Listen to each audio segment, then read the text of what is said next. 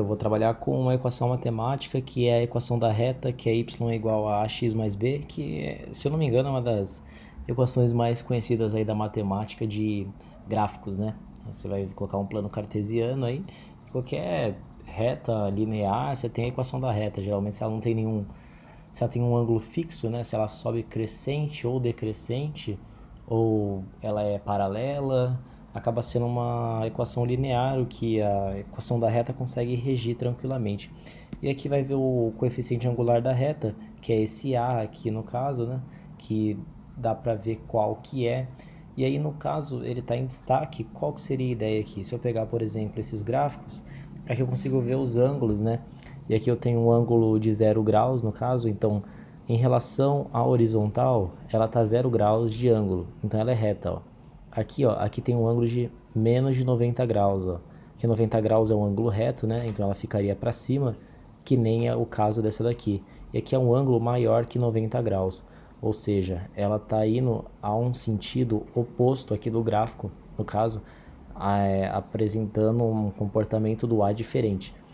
E aí, bem tranquilo, a equação da reta é y, né, ou igual a x mais b, mais o coeficiente angular é uma variação horizontal por uma variação vertical.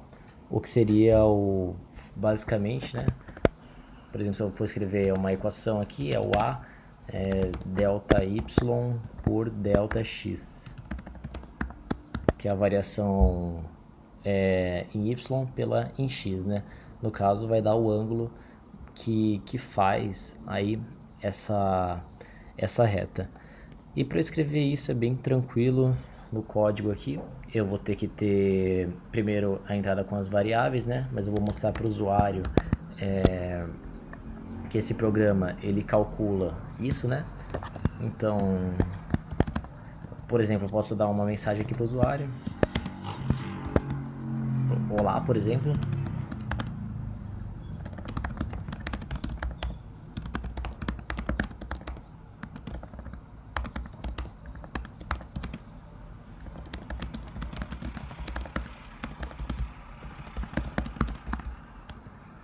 Não sei se abaixo é junto ou separado. Eu vou tentar assim, mas eu não tenho certeza, viu? E aí agora eu tenho aqui, né, dos dois pontos, o espaço para resposta. Fecho aqui o parênteses. Pronto, agora ele vai dar uma mensagem aqui antes de iniciar o programa.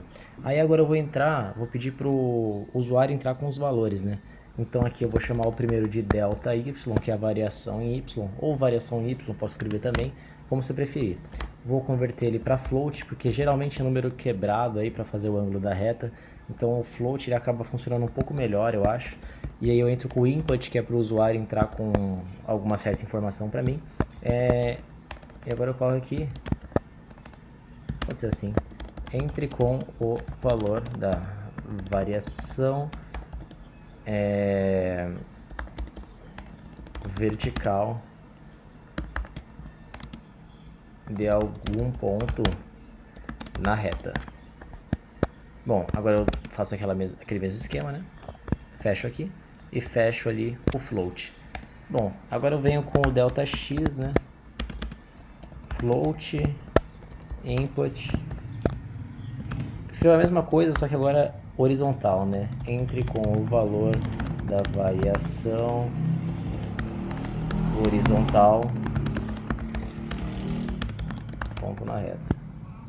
Bom, esse ponto, o usuário ele tem que saber um pouco como funciona a matemática. Esse ponto ele tem que ser a mesma distância entre os dois para dar certo, porque se eu dividir um ponto maior por um menor não vai dar muito certo. Então é só fazer tudo certinho.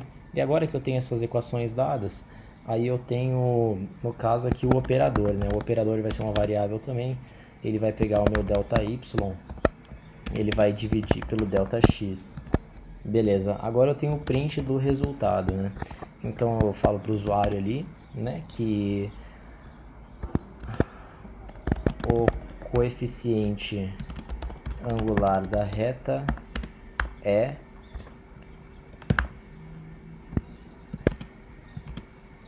vírgula, aí eu coloco o operador.